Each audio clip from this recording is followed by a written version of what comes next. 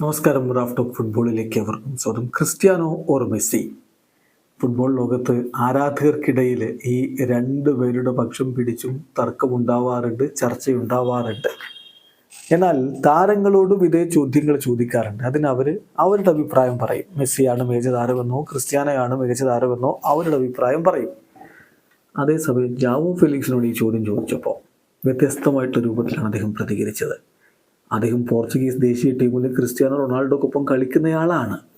FC ബാഴ്സലോണയിലാണ് അദ്ദേഹം പോയ സീസണിൽ കളിച്ചത്. അവിടെ തുടരാൻ അദ്ദേഹം ആഗ്രഹിക്കുന്നുണ്ട്. ബാഴ്സയിൽ മെസ്സി ഇല്ലെങ്കിലും ബാഴ്സലോണയുടെ ലെജൻഡാണ് മെസ്സി.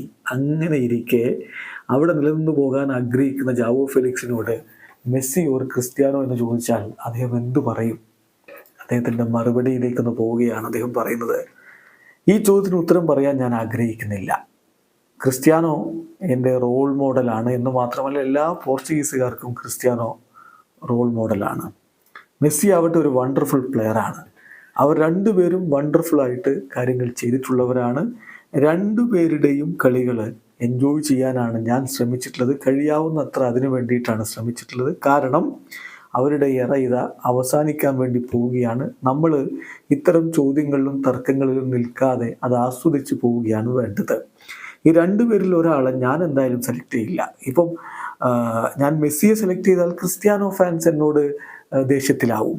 അതുപോലെ തന്നെ ഞാൻ റൊണാൾഡോയെ ചൂസ് ചെയ്ത് കഴിഞ്ഞാൽ മെസ്സി ഫാൻസ് എന്നോട് ദേഷ്യത്തിലാവും. അതുകൊണ്ട് ഇതിനൊരു ഉത്തരം പറയാൻ ഞാനില്ല എന്നാണ് ജാവോ ഫെലിക്സ് പറയുന്നത്. ചുരുക്കത്തിൽ ഒരാളെ പറഞ്ഞാൽ മറ്റൊരാളുടെ ആരാധകർക്ക് ഇഷ്ടപ്പെടില്ല, ഹെയ്റ്റ് ആവും.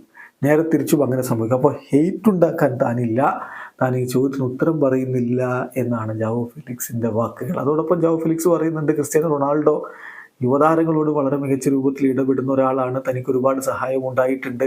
ചില ഘട്ടങ്ങളിൽ അദ്ദേഹത്തോട് അഭിപ്രായം ചോദിക്കാറുണ്ട്, അദ്ദേഹത്തിൻ്റെ അഡ്വൈസ് ചോദിക്കാറുണ്ട്. അതൊക്കെ തന്നെ നല്ല രൂപത്തിൽ മുന്നോട്ട് കൊണ്ടുപോകുന്നുണ്ട് എന്ന കാര്യം കൂടി അദ്ദേഹം തുറന്നു പറയുന്നു. ഒരു അവസാനിക്കുന്ന ഫുട്ബോൾ ലോകത്തെ കൂടുതൽ വിശേഷങ്ങളുമായി റാഫ് ടോക്സ് കൊണ്ടുവരാം.